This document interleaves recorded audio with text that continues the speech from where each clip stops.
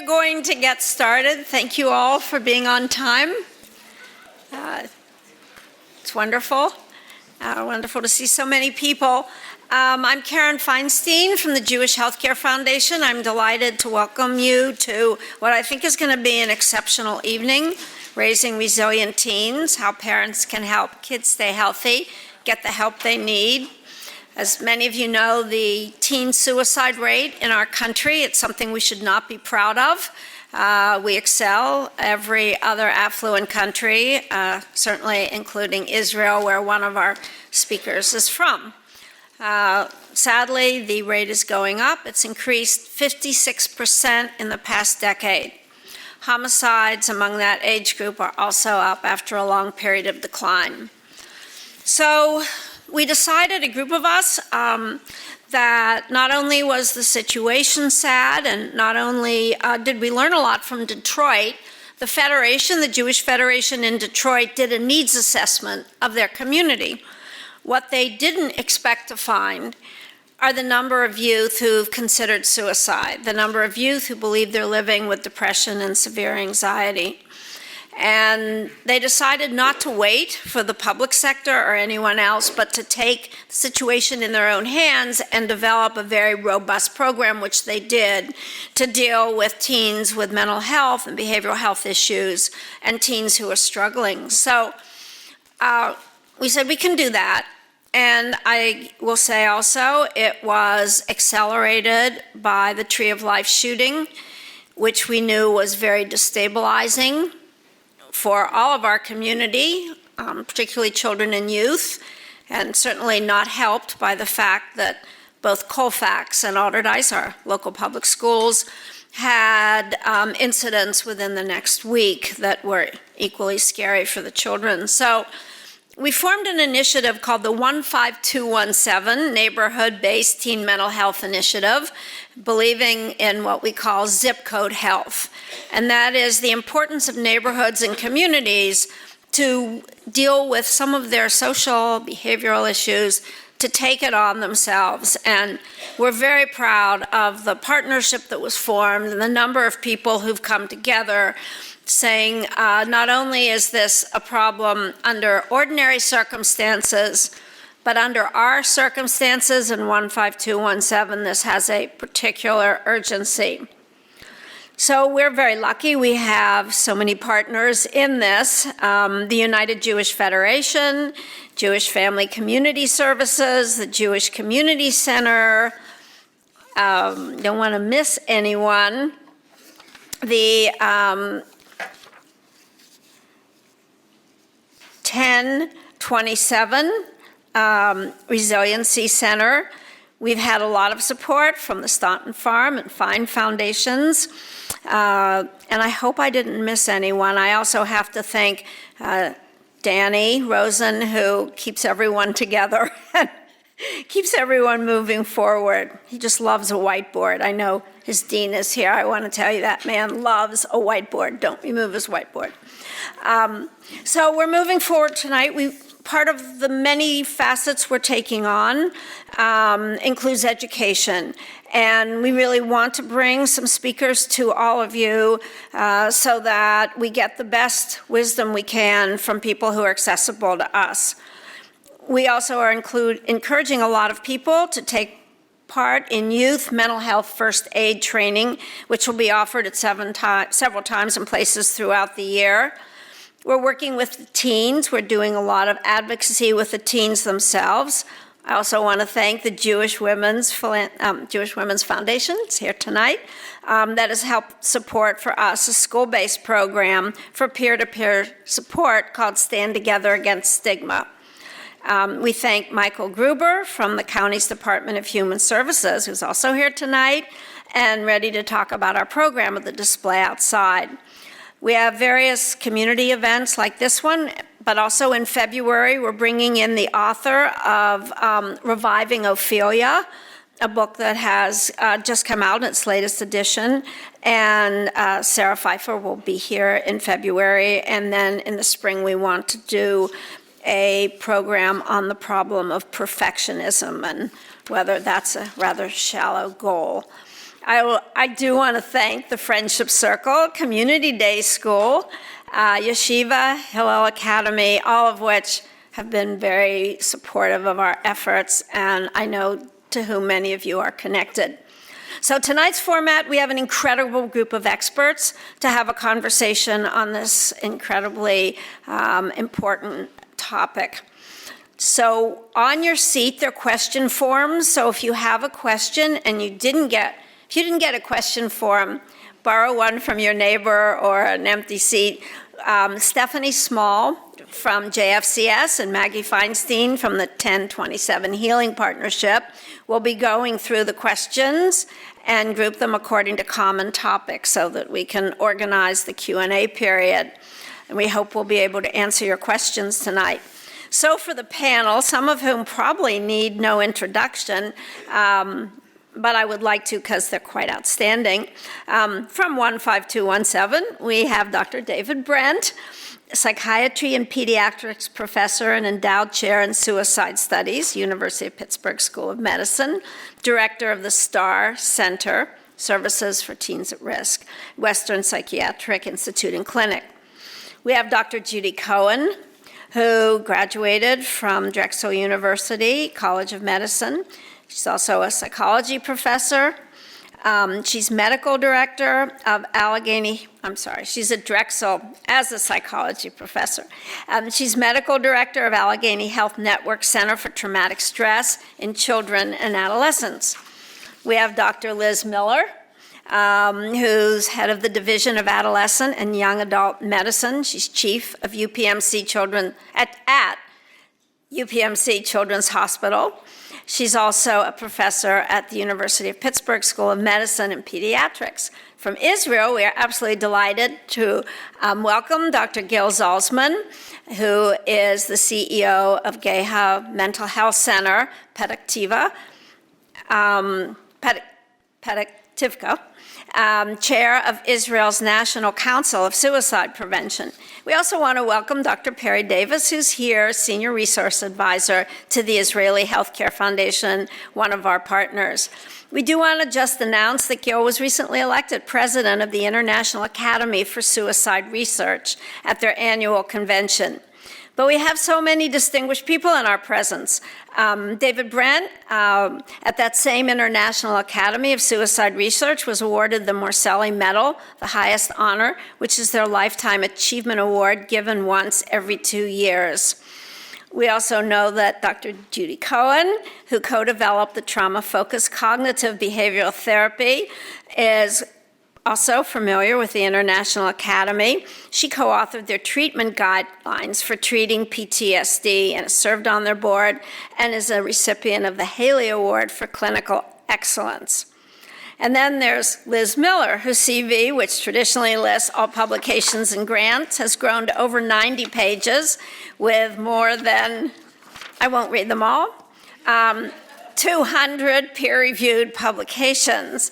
She's also trained, which I didn't know, in medical anthropology, as well as fencing, and internal medicine and pediatrics. And just recently, those of you who know her know she was awarded the Edmund McCluskey Endowed Chair in Pediatric Medical Education.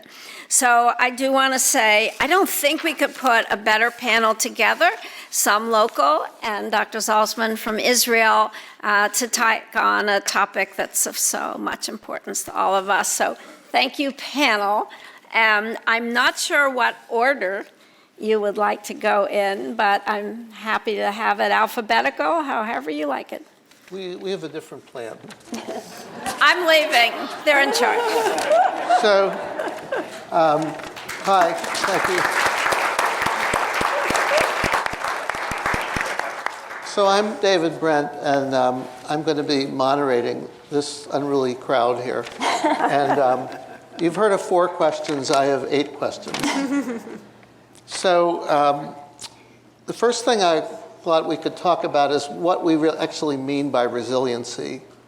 And maybe, Liz, you could start with that. To start us off? Sure. So as somebody who spent a lot of my research career focusing on violence prevention, not necessarily suicide prevention. From the violence prevention perspective, we think about resiliency in kind of 3 buckets.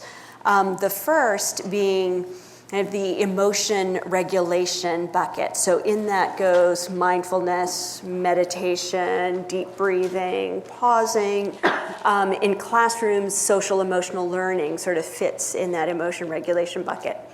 There's another sort of grouping, which we call in adolescent health connectedness. So that includes your social supports, your networks, who do you go to when you're feeling down, who do you reach out to? So that sense of connection, and the denser those social supports, the greater the resiliency.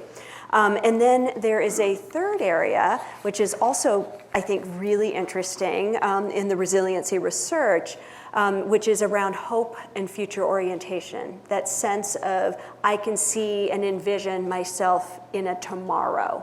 And that includes creating, so in Indian country, where I've had the privilege of working around violence prevention with tribal leaders and young people, that includes working in and learning native language, participating in native dance, but also a lot of storytelling. So there's a whole range of work that can be done around hope and future orientation as well. And in that bucket more recently has been some emerging research around civic engagement. So this is helping young people be change agents and be actively involved in social change as an aspect of resiliency building. Thank you. Anybody want to add to that? Anybody dare to? Okay, so what kind of activities and attitudes can parents encourage in kids that can help them become more resilient, now that we know what it is? Gil? Maybe before I answer your question, I just want to thank both Karen and Nina for inviting us and hosting us such nicely. And telling you as representatives of Pittsburgh community that people in Israel really feel for you. And a year ago, when this terrible event happened, everybody felt together with you. It was a trauma for all of us. And if David remembers, kids, I run an adolescent day unit. And when it happened, kids in my unit were crying for hours. They felt like it happened to them. And they were drawing a big drawing for the kids of Pittsburgh. And I didn't know who to send it to, because I didn't know you at that time. So I sent it to David. But it was a beautiful drawing, trying to say we are in the same boat. So Israel and the Jewish people in the US must keep the ally and stay together, because we need you and you need us. And hatred is crossing the Atlantic back and forth. So this was very important for me to say before I answer your question. Now, about resilience, I think Israel unfortunately went through terrible events. All my childhood I was exposed to suicide bombers, living near Tel Aviv. Trauma is part of my life. And I think resilience is much more than a one-person resilience. Resilience is a group resilience. If you're part of a community which is very strong and resilient, even if you are fragile, you can stay resilient. And that's a very important message. One of the wonderful studies done in Israel during the bombing from Iraq, we had missiles from Iraq falling in the middle of Tel Aviv. One of the studies was done in Ramat Chen. Ramat Chen is this area near Tel Aviv with a mental health center, and one bomb fell in the middle of this center. So they did a study, what happens to kids, young kids, when they are exposed to missiles, or when they are not exposed to missiles, but they hear about them. So they took 2 groups, families in Ramat Chen that actually saw the bomb falling, and those who left Tel Aviv to Eilat. Eilat is in the south of Israel. It's like Miami. It's very hot and nice.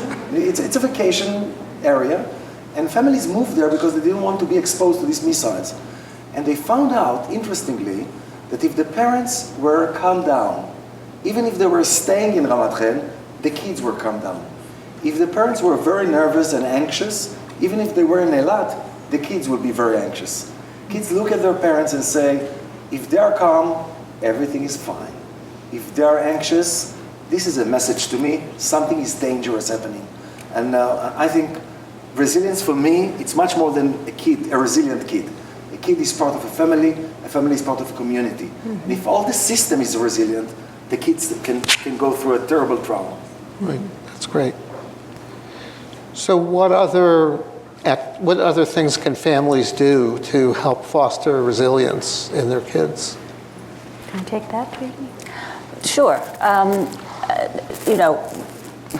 Things like sports, rituals, family rituals, predictability, these kinds of things develop the kinds of skills that Liz was talking about.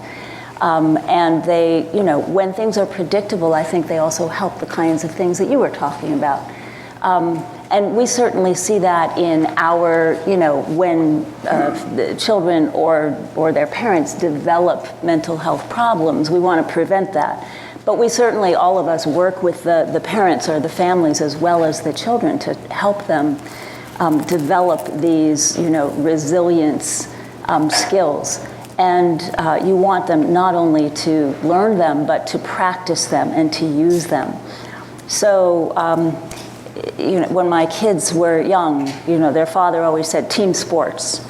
And yeah, I know, that was my response, why team sports? But if you think about it, it does, develop the kinds of skills that you were talking about.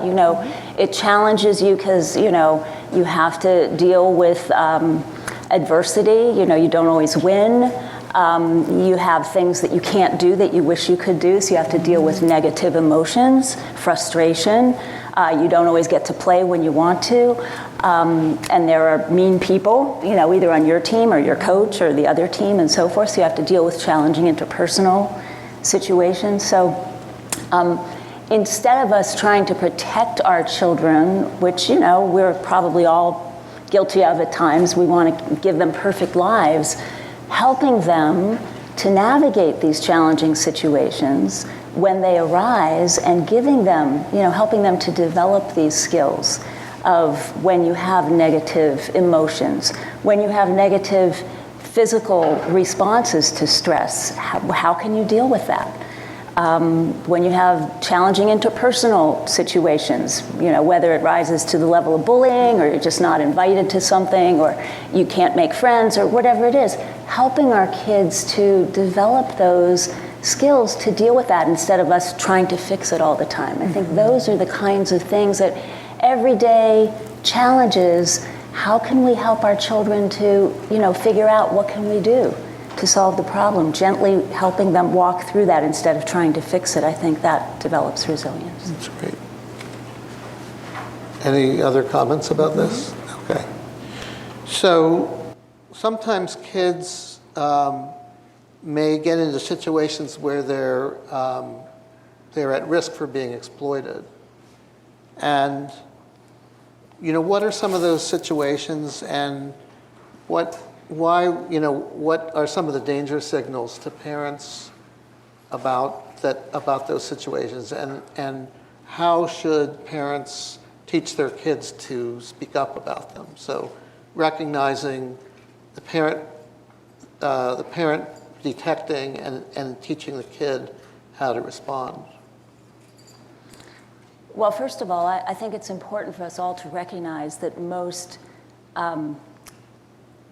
traumas, most sexual traumas, for example, are perpetrated by people the child knows. It's not this stranger, that it's people either in the family or people that they know and trust, because those are people that have more access to children.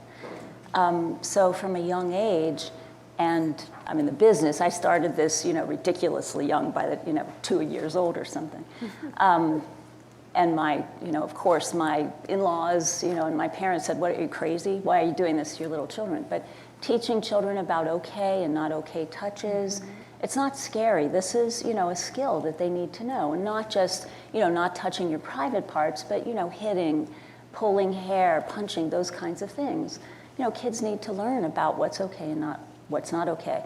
And what is consent. I was thrilled when my first grade grandchildren, learned about consent when they first started first grade. because these are skills the kids need to understand, what is okay, what's not okay. But I think there are some, in this day and age, some situations that can put our children at more risk. And first of all, the internet. We need to help children learn about internet safety at a younger and younger age. You know, as soon as they are on the internet, we need to help them learn about internet safety. And also using alcohol and drugs. Both of those are situations that are potentially fraught with danger, because we know a lot of sexual assault and other danger happens when children are drinking or under the influence of drugs. Indeed, and I would add to that, because absolutely learning about internet safety and alcohol and other drugs is critically important. And as somebody who does a lot of work around sexual assault prevention, we also struggle with not blaming the victim, right? As we talk about, these are things that you should know to keep yourself safe. And when my daughter was headed to college, I really and I had this conversation with her where I said, I've spent 20 years trying to prevent rape. I haven't succeeded yet. So here's the deal, right? We've given you a toolbox with lots of information about how you can help yourself, how you can help your friends, recognizing that you might be at a party where somebody is actively trying to get you drunk and so forth. Just know these safety strategies. And if, God forbid, anything were to ever happen to you, my phone is on 24/7. You call anytime, no blame, no judgment, no nothing. And I think our kids are able to hold both of those realities, right? And that kind of nuance, that is not about blaming or judging our young people for failing to do something, but equipping them. You're hearing Judy and I saying skills, skills, skills, right? Equipping them with skills, but also maintaining that sense of connection. No matter what happens, I'm here for you.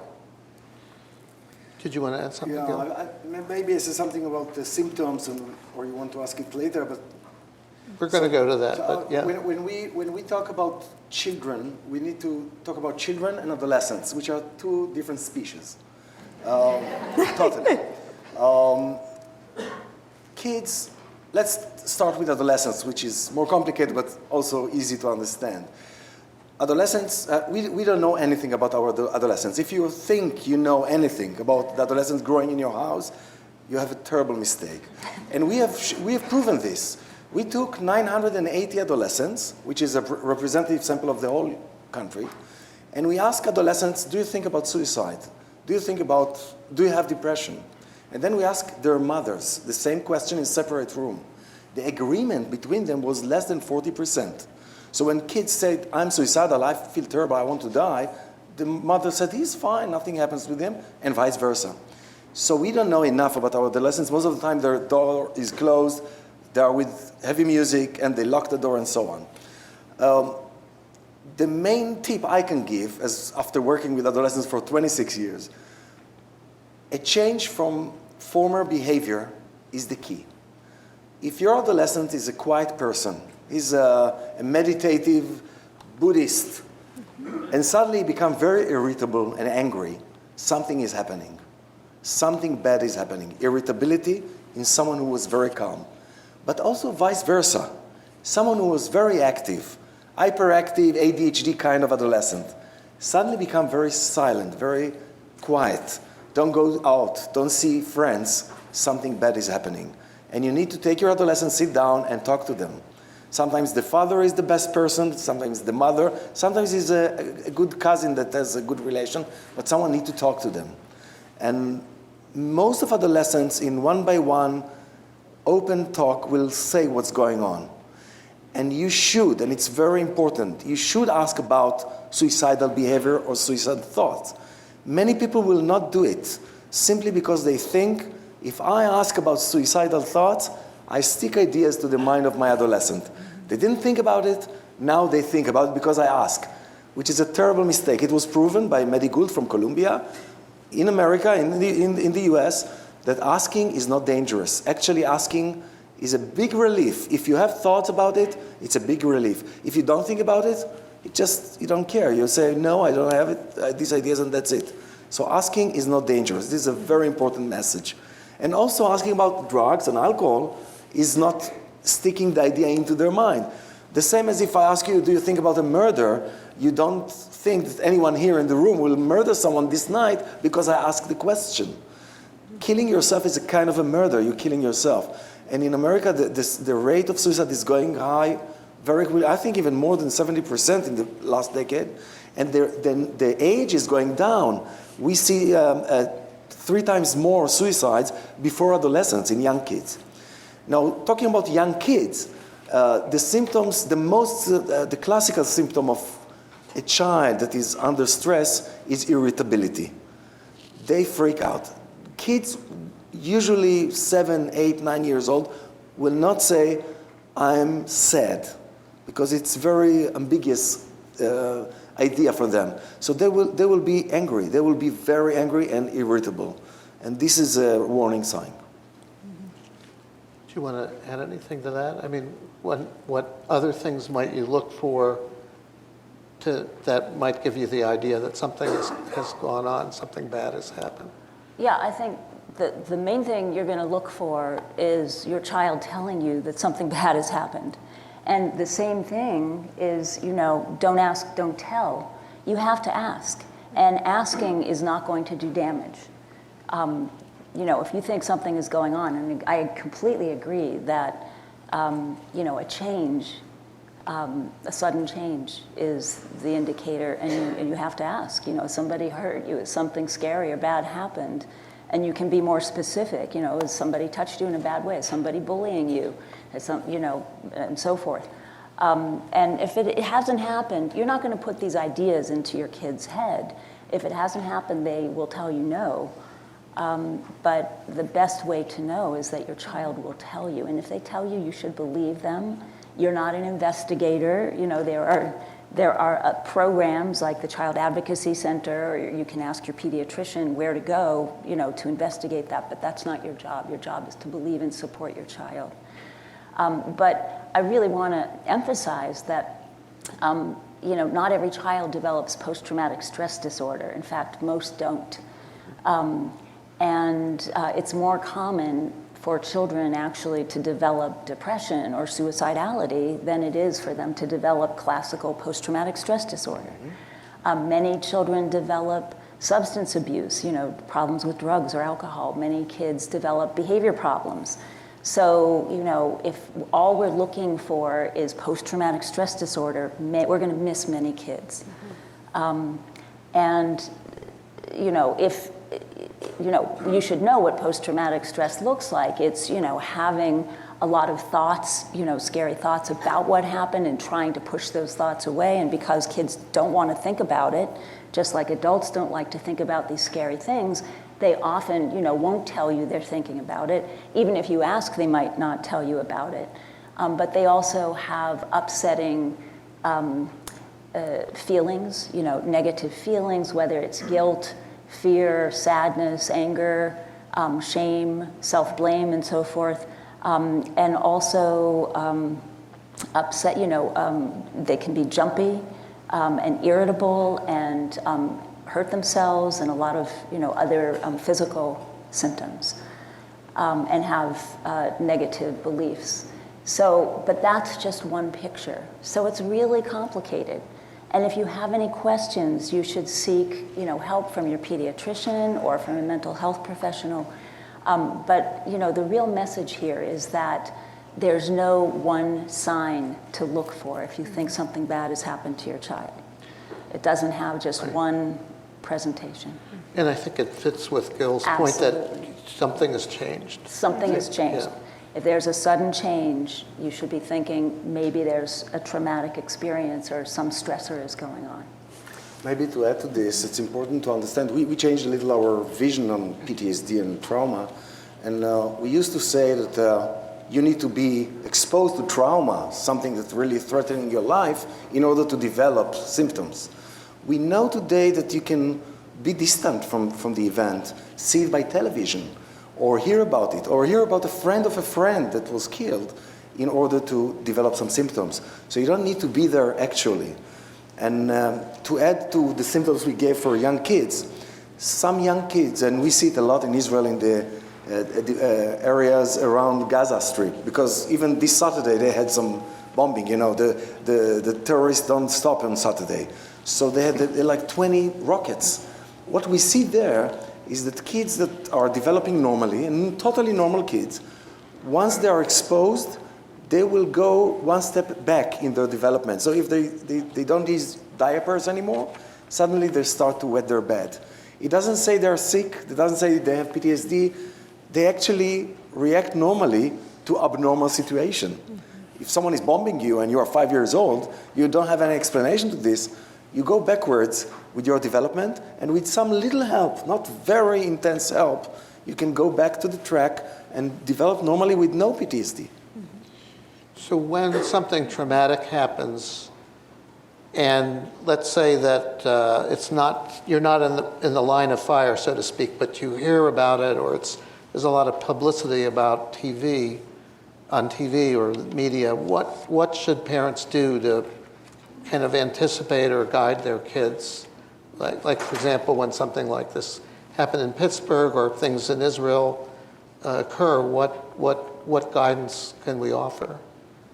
Well, one of the things, turn off the TV, okay?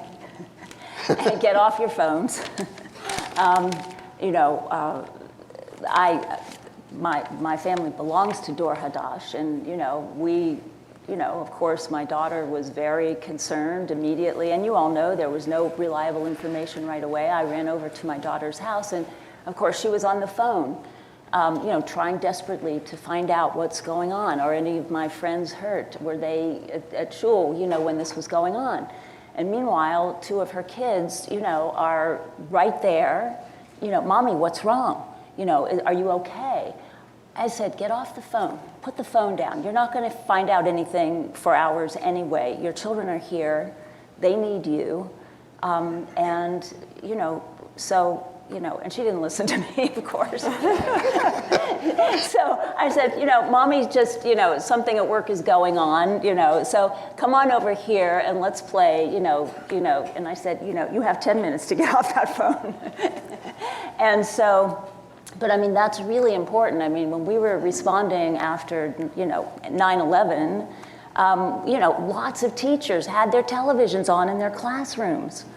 And, not only were they exposed, but all the kids in their classrooms were exposed. And we know, research shows time and time again, media exposure is a risk factor.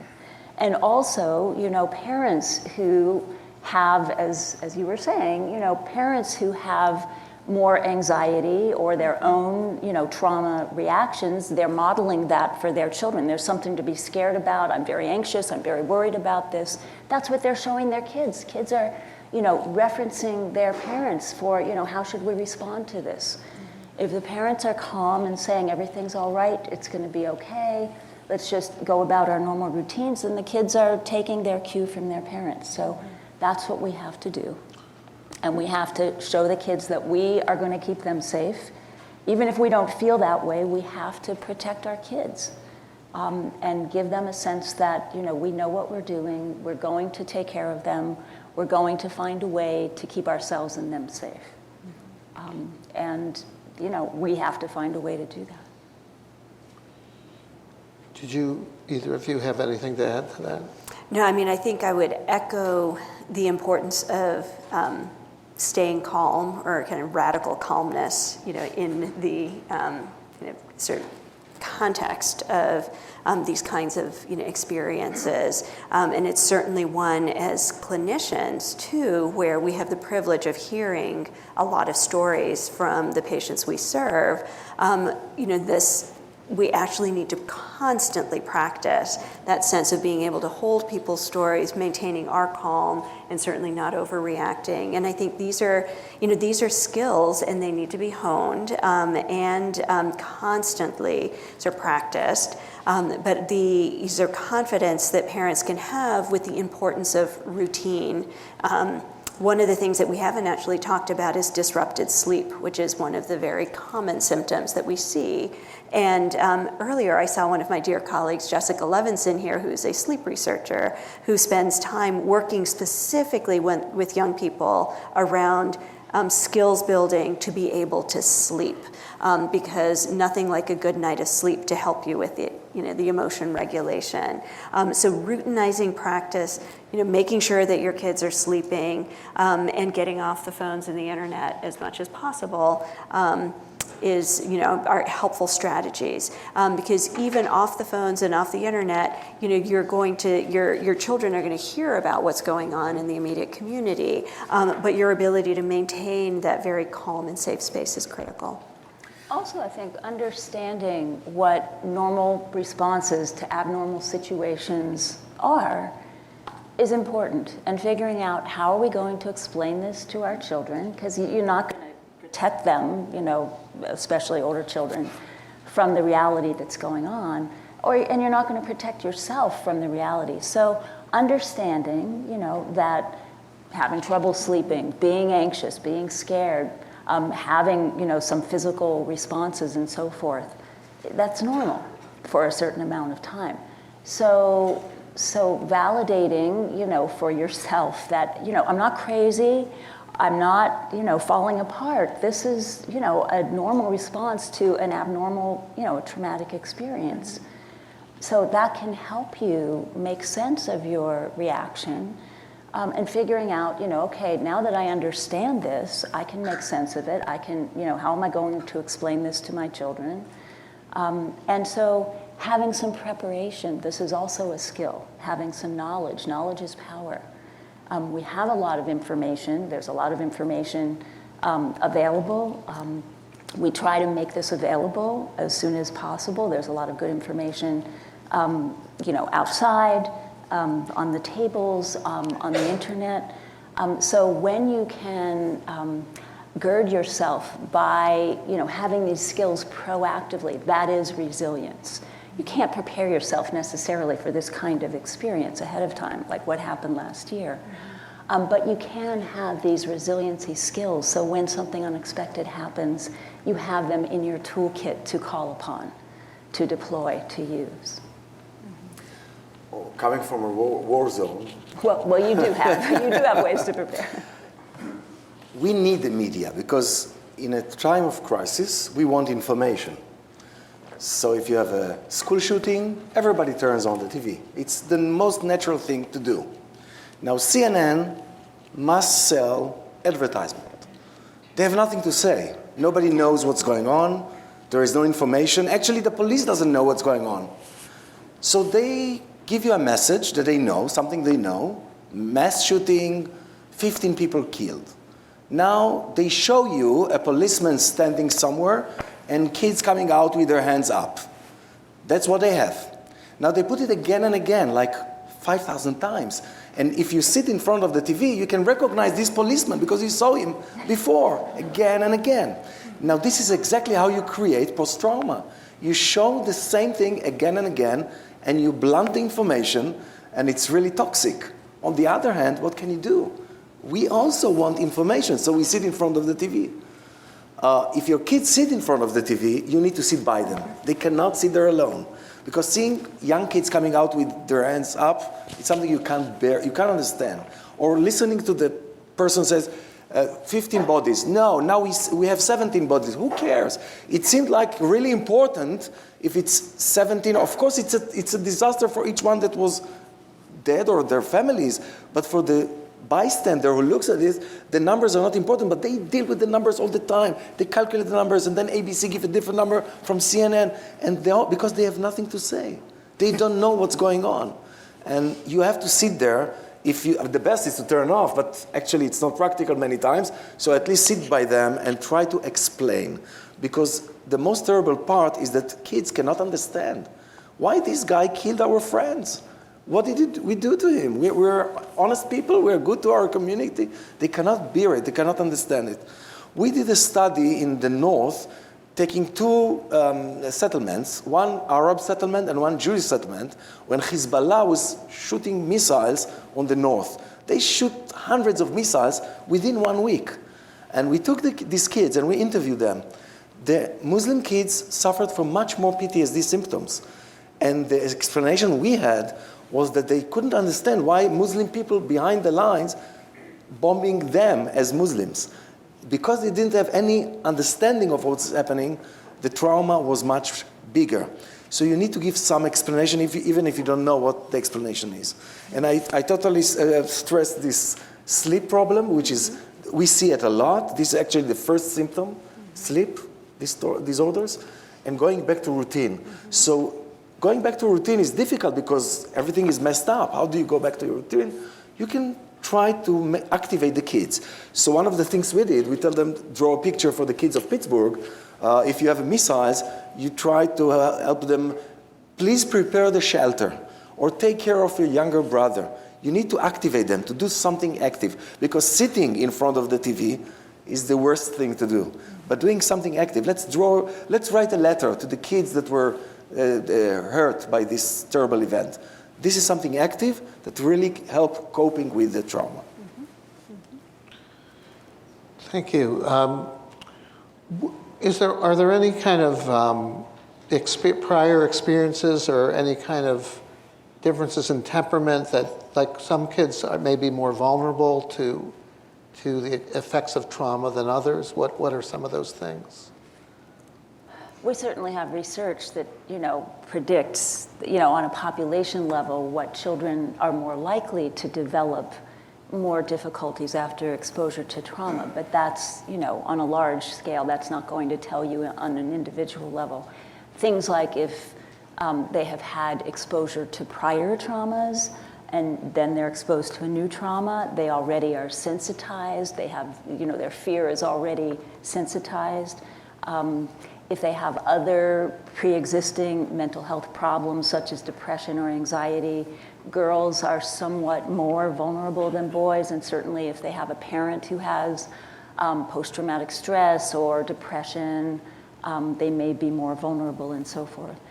But another very strong protective factor is supportive parents. So we're getting back to things like the family. So just as there are vulnerability factors, there are protective factors. So as we're talking about, you can develop resiliency. Children are not born, unresilient, and you can develop this. So, by developing routines, by practicing these kinds of skills, we're talking about, and most of all, by being supportive and being there, we know that that builds resilience and decreases the risk that your children will develop these kinds of problems. There are also, surprisingly, some genetic vulnerabilities. Some people have shown that soldiers in Israel that were exposed to terrible events in the Lebanon war, if they had a history in their family of PTSD, they are more vulnerable. And actually, if you have a grandfather that is a Holocaust survivor, you are more vulnerable to PTSD than other soldiers in the same unit. So it looks very odd, because trauma is a reaction to something that happens in the reality. What's the connection to your grandfather?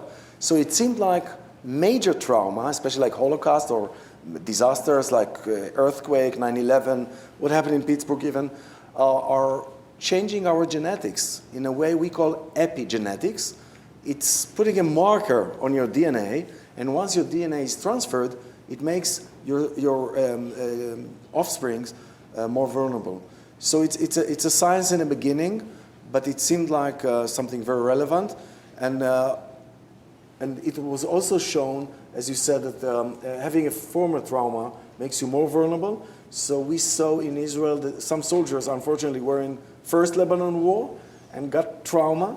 And when they got to the Second Lebanon War, they were the first to have PTSD. So it's like a chronic situation. So that leads us to our last question, which is, now that you have identified that a kid has been traumatized and is showing these kind of changes, what can we do for them? Well, I would say early identification and early effective treatment is the best, the best prevention. for having, minimizing future problems. Do you have any suggestions for that? Gee, why did you? Well, the good news is we have a lot of effective treatments. And 20 years ago, we wouldn't have been able to say that, but now we do. And actually two of the effective treatments were developed right here in Pittsburgh. So if your child does develop a significant, reaction to trauma, you can easily get them effective evidence-based treatment right here in Pittsburgh. There are a lot of places to get it. There are certified therapists in trauma-focused CBT or cognitive behavioral therapy for trauma in schools, or EMDR. There are a lot of evidence-based treatments. So, we're in a really good place here in Pittsburgh. Can you say a little bit more about like what actually happens in therapy? Like what's the active ingredient that helps kids get better? Well, And Judy developed this. She's being modest, but she changed the world as far as this particular problem goes. Not me alone, but it's really amazing that we were able to. Of course, the children and families are the ones who participated in these studies are the ones who helped us to be able to develop this over the last 30-some years. But it's, actually very short, in 12 to 16 sessions. Children and their parents participate, or their caregivers. We basically start by helping them learn the exact same kinds of skills we've been talking about. They learn about the impact of trauma. They learn how to manage negative feelings, negative body reactions to trauma, the connections between negative thoughts and how negative thoughts can impact their negative feelings and negative behaviors. And the parents participate as much as the kids and learn all of these skills too, and they practice them every day. And that takes a few sessions, and after they've done that, the children develop a personal description about their trauma experiences. We call that trauma narration. So telling the story about their own trauma experiences, and that's gradually over, a number of sessions. David really, connected this to our Jewish roots. And, I think that would be really helpful for you to tell that parable, I think, of, it's really changing the meaning. So talking about the unspeakable and making new meaning by telling what happened. We don't allow the person or the people who hurt us to define the meaning of what happened. We give it our own meaning, our new meaning, and that's how we transform the meaning of the traumatic experiences. And then, over time, the child is able to directly share that with the parent, and the parent often, doesn't know exactly what happened to the child, or the child hasn't told them directly. For example, if it was sexual abuse, the parent wasn't there. And then they learn about safety, and they develop a safety plan for how the child can now feel safe going into the future. So that takes about 12 to 15 sessions totally, and we know that that can help children overcome their trauma symptoms and move forward in a healthier way. Does it work better if the trauma is new? I mean, or if it's happened, 5 years ago? Does it make a difference? We obviously, we want to get kids as soon as possible, mainly because we don't want them to suffer longer. And over time, we know there are ongoing changes in the brain related to suffering from trauma, but the kinds of changes that we've been talking about in terms of how it affects their relationships, how it affects their view of themselves, how they get along with their family, how they do in school, and so forth. The longer that goes on, the more it tends to impact their trajectory, how they're doing in their life. So it's obviously better, if we catch it sooner and change that and get them back on track. But we found that kids who have had really chronic trauma, even for 10 or 15 years, they respond really well too. So it's never too late. And there are also, evidence-based treatments for adults who have experienced trauma during childhood. So I want to emphasize that, if any of you have experienced trauma during your childhood, it's never too late to get effective treatment for the impact of trauma. Thank you. Go ahead, Liz. I think, what Judy is saying is that healing and recovery are possible. It's always possible. It's possible at the individual and family level, but also for us as a community. I think the other piece, though, with talking about exposure to trauma and violence that I want to make sure that to underscore is in no way does that mean that our children are broken, right? And in particular, I have the privilege of working along with my colleague Scott Hollander, who I saw earlier, right? So we work primarily with kids who are system involved, so child welfare and juvenile justice involved, talk about, just chronic trauma. And these are some of the most incredible, young people I have the privilege of serving. And I think sometimes the trauma lens sort of puts them in a different category of, well, those kids are never going to get any better, when in fact healing and recovery is always possible. And so I just would hope that we can also, as we're thinking about fostering resilience, remember that while we are both acknowledging the significant impact of trauma, we also can hold the critical importance of hope and recovery, as well as the strengths that every young person brings to our community. I'm going to maybe add a little more to what you said in a dialectic way. One way is treat them quickly as possible.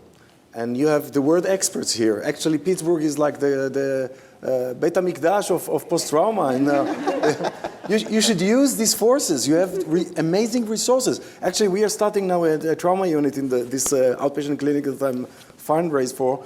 And we use your method of trauma-focused CBT. If I go back home, I say, I met you, everybody will say, wow, give us a... Okay, you are the word expert, so the community should use you more. On the other hand, don't over-treat. We know that in 9/11, most of the people that had some symptoms recovered very quickly and never needed any treatment. We used to do in Israel what we call debriefing. After every bomb, we were taking, and I did it myself, we took people that were exposed to trauma, and we say, what did you see? How many hands flew in the air? How much blood did you see? And we want them to talk about it. We really believed it's very important to talk about it. Arik Shalev from Hadassah Medical School have shown, and now it's the state of the art.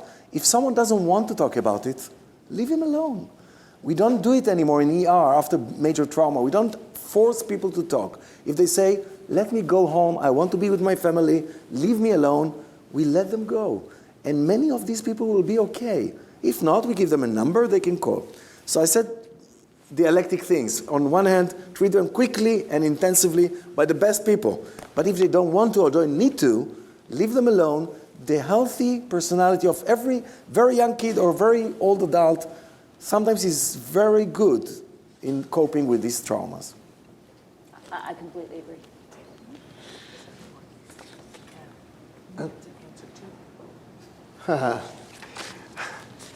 Well, we're going to go on to the audience question part of the program, but I do want to thank you for a really articulate response to a very important issue. So.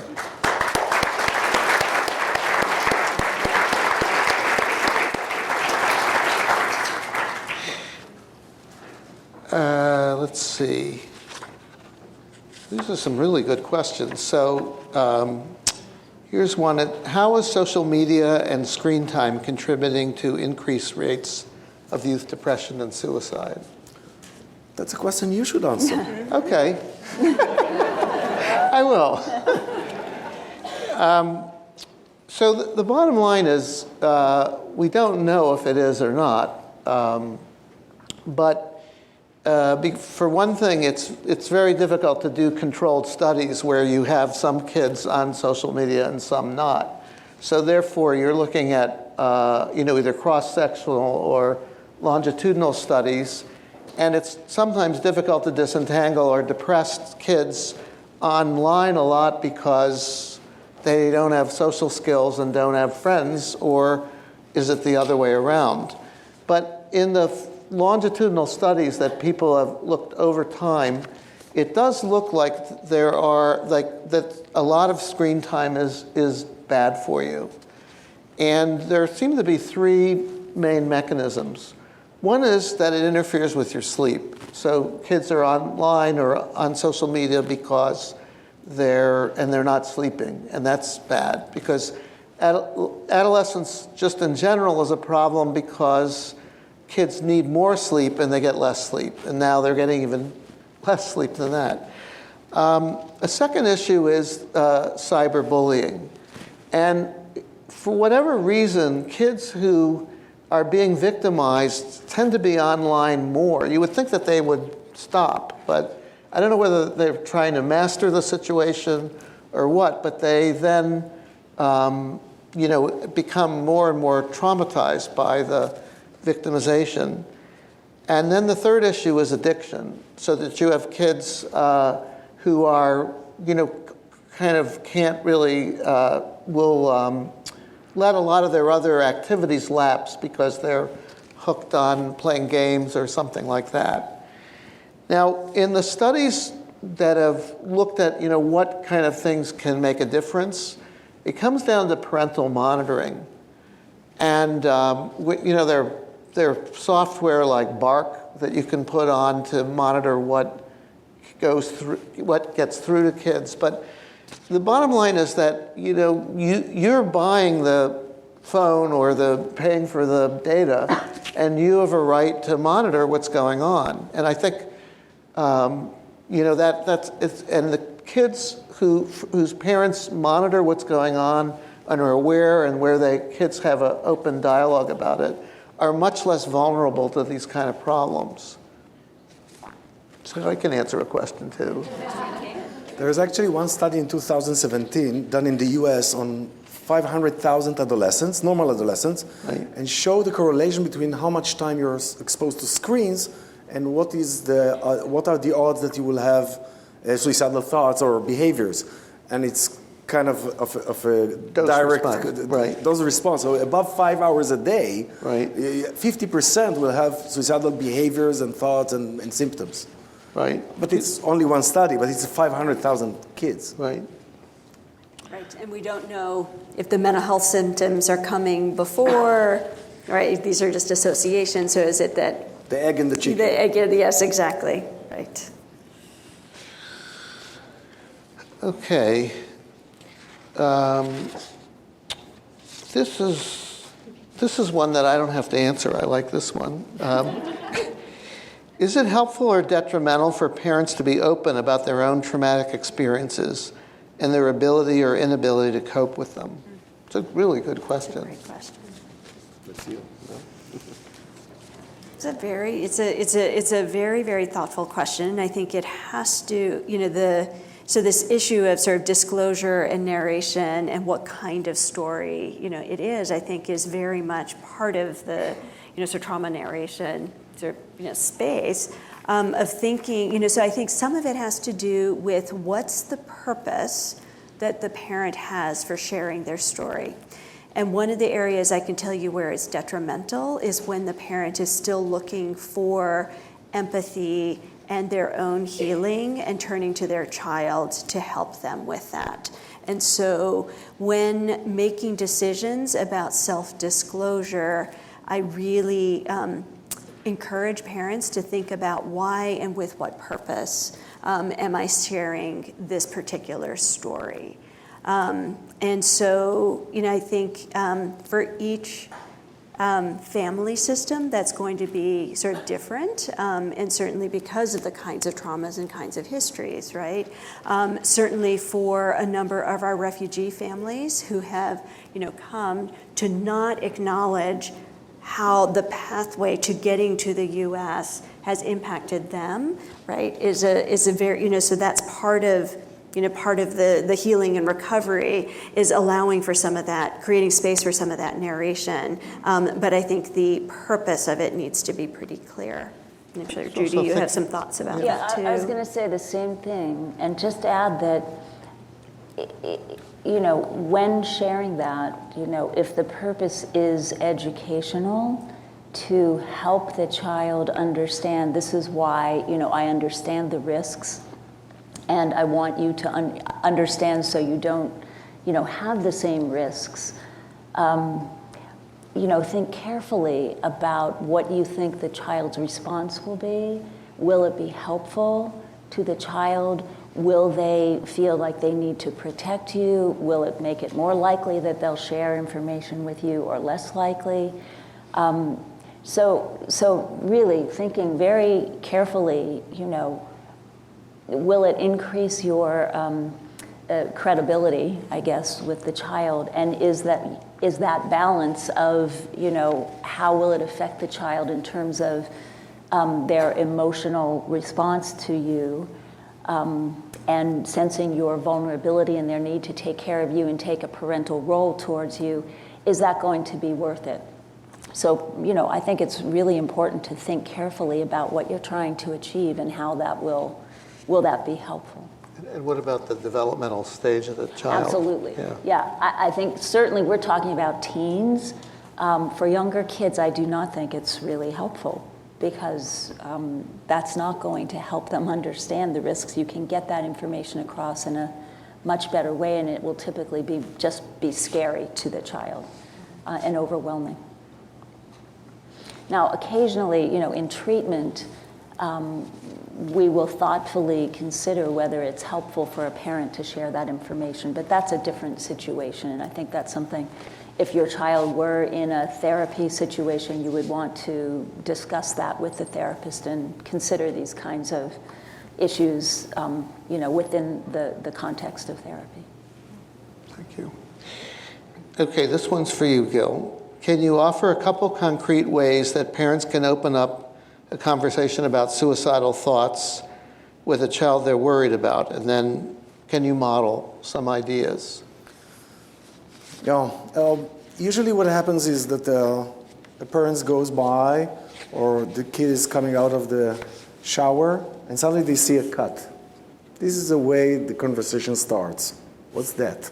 So many times the adolescent will lie. Say, oh, I cut myself at school, and so on.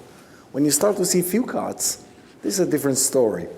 And kids are cutting, in the US more than in Israel, girls cutting more than boys. Many of these adolescent girls that will cut themselves will never commit suicide. But there is a subgroup of adolescents with depression that cut themselves that will kill themselves. So the only way, if you see any sign of self-harm, is to stop everything. Sit down and talk. And don't let them lie or go away with it, because it's a sign of danger. It's a red flag. Any self-harm, knocking your head to the wall, smoking, suddenly starting to smoke cigarettes when you never did it, or drinking too much, or you get a phone call, your son was found drunk in front of a club. This is a red flag. They're hurting themselves. So we talk about suicide as if someone is hanging himself, but there are many stages to this point. And it starts with self-harm in many, many ways. So once you see a sign of self-harm, stop everything. Don't go to work. Sit down and force them to talk. They must tell you what's going on. It's your responsibility. And how would you ask? How would I ask? I'll try to encourage, first of all, how are you? You never go directly to the, do you want to kill yourself? Nobody will answer this question. But you should go a little, we say in medicine, when you want to check appendicitis, you go slowly to the distant places of the stomach, and slowly, slowly you get to the point which is really hurt, and then you push and you know if there is appendicitis or not. Same I think in child psychiatry. You have to go around, how is school, how are you doing with friends, what's going on, I see you don't sleep well lately, what's going on, and slowly, but don't be afraid to go to the painful point and ask directly, do you think of hurting yourself? Have you ever hurt yourself in any way? And if the answer is yes, go on and say, do you think of ending your life? And if yes, do you have a plan? Or have you done it before? This is very important. Once they did something terrible, like swallowing 15 pills or trying to hang themselves or something like this, first of all, take away every dangerous, mean from the surrounding. We know, and David have shown it actually, that we tell it to parents, they don't listen. But this is the most effective way to prevent suicide, is to take away means of suicide. Taking the pills out of home. Every Jewish family has a little pharmacy at home. Throw it away.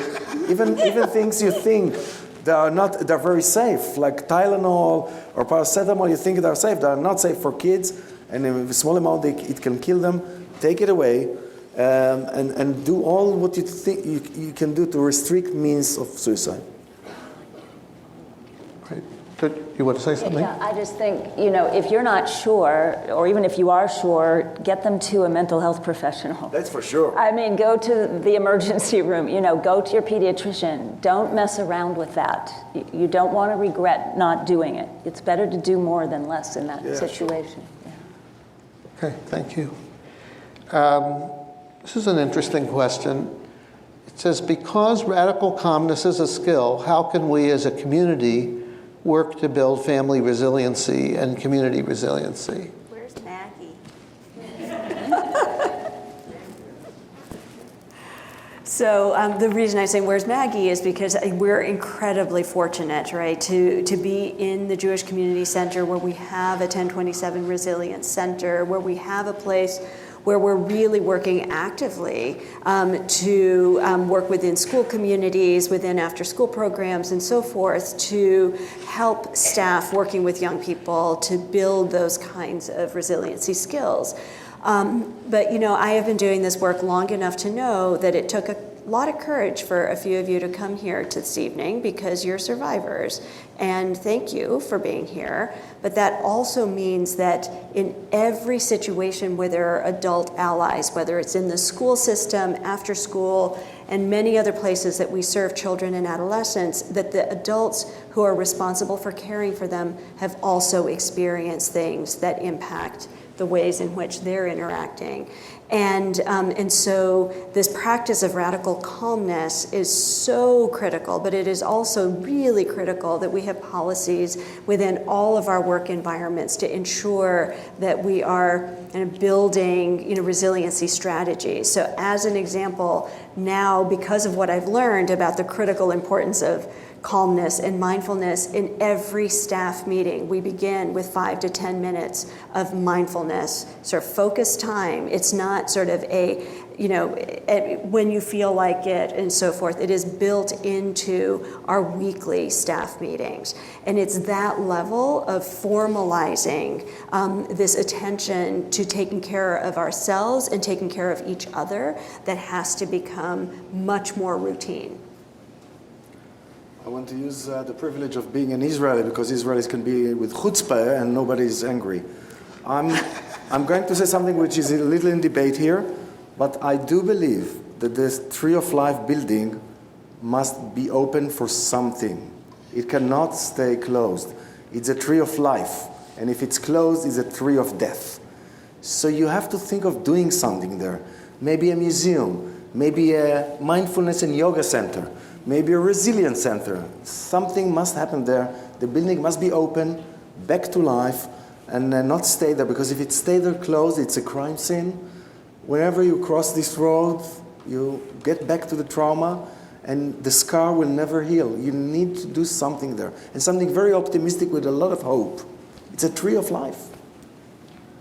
I think we have a wonderful tradition, and honestly, I'm not that religious, but our tradition of tikkun olam, of repairing the world, of trying to do active things in our congregation. It's social justice, but doing meaningful things to repair, to positive, as you were talking about, hope. And I see so much of that in our community. I think that is really a message of positive hope, building, reaching out, helping people, helping each other. I think that really is, those are all examples of community resilience building, and we do it all the time. So if somebody wanted to learn more about mindfulness, or where would they go? Is Maggie here? Should they come to you? They are welcome to come to me. I mean, there's lots of resources through the city. A lot of our schools have adopted some mindfulness curriculums. There's a lot of wonderful opportunities to learn more because there are people pushing out lots of great mindfulness curriculums all over the country. And so I'm happy to connect them to them. I don't have all the resources with them, but I'm happy to connect schools with them. Thank you. I mean, you can just go online too. You know, there are plenty of things online to just, you know, directed I thought we said that was bad for you. for children. I mean, if you're shy and you don't want to go to something in the community, you can just listen to a video or something. If someone's speaking Hebrew, you can go online to YouTube, write my name, and there is a 4-minute clip that we did with the Ministry of Health in Israel that intends to talk to communities after major trauma. And there is 4 minutes of giving tips what to do with kids after trauma. But it's in Hebrew, so you can actually put subtitles in English and put it in your website. But That's an idea. So this is an intriguing question. So if a child was very young when they experienced a trauma and maybe don't really have actual memories, but they show a change in behavior, can you diagnose and treat that? That's a really interesting question, and it's a source Charlie of Zena question. Yeah, it's a source of a lot of debate. Yeah, I mean, very young children can experience and show the responses to trauma even before they are verbal. And yeah, certainly, infant trauma specialists have shown when they, are present when their mothers are beaten, for example, or children who were, neglected in orphanages, they show very clear, profound changes. Usually they're changes in their sleeping, in their eating, in their attachment behavior, and so forth. So yes, you can see changes in their, their functioning, but it looks very different. So you have to understand how very young children typically act and what changes to look for. They're not going to, obviously sit there and tell you, I feel sad or I feel scared if they're pre-verbal. Yeah. Thanks. Here's a question I think follows up on some comments we made about, what's kind of the cusp between, normal challenges and psychopathology. So the question is, will children who are having a short-term problem, such as a hard class or a hard social situation, will they display the same symptoms as more traumatic experience? And how do we know when to be alarmed or just let them ride it out? So great question. I mean, we spoke in generalities. I think this person is trying to get us to be a little more specific. Sure. Tathless. I think that's my opinion. I'm not sure if it's a state-of-the-art answer. But if you're not sure, if there is a doubt, go to a professional. It's better to over-treat than under-treat in most of the cases. So if you're not sure if after cyberbullying your child is really reacting in an abnormal way or normal way, go to one meeting with a professional and hear what they say.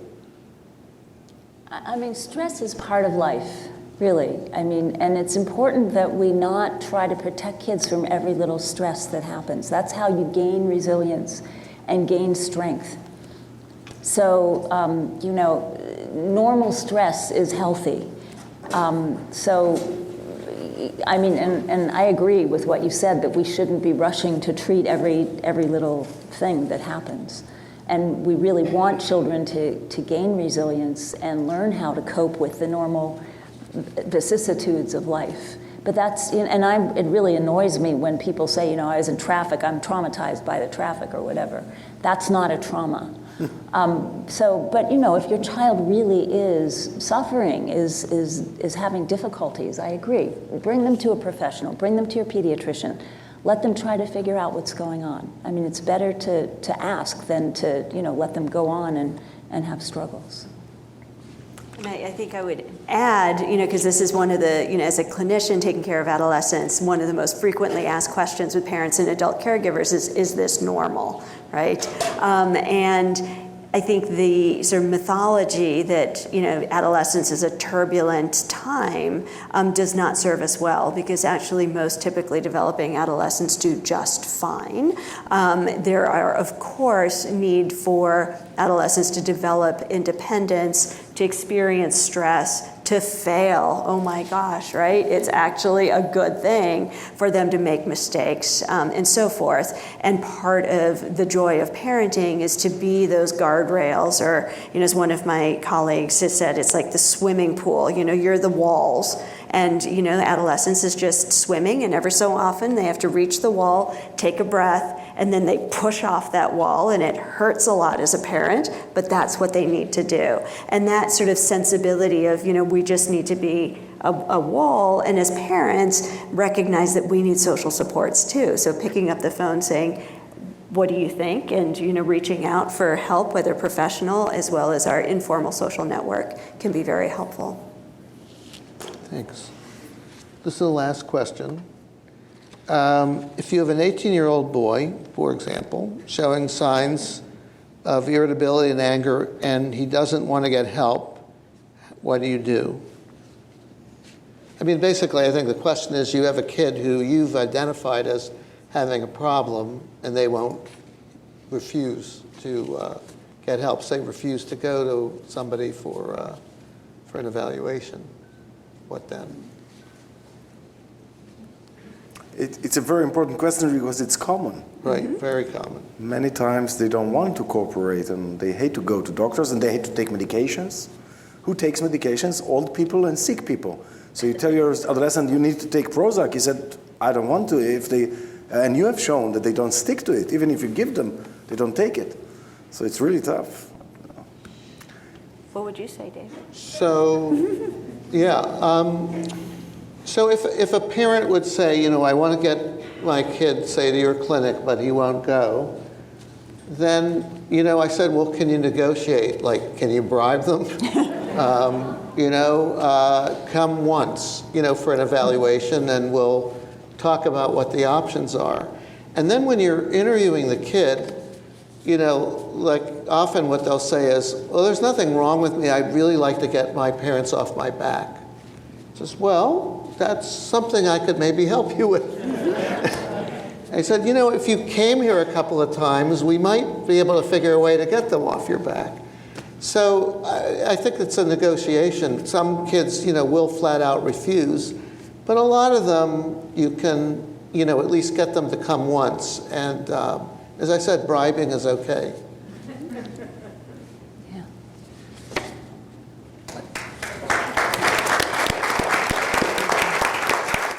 Thanks, guys. You really did great. This is lovely. Thank you. So did you. Thank you. Can we get another round of applause for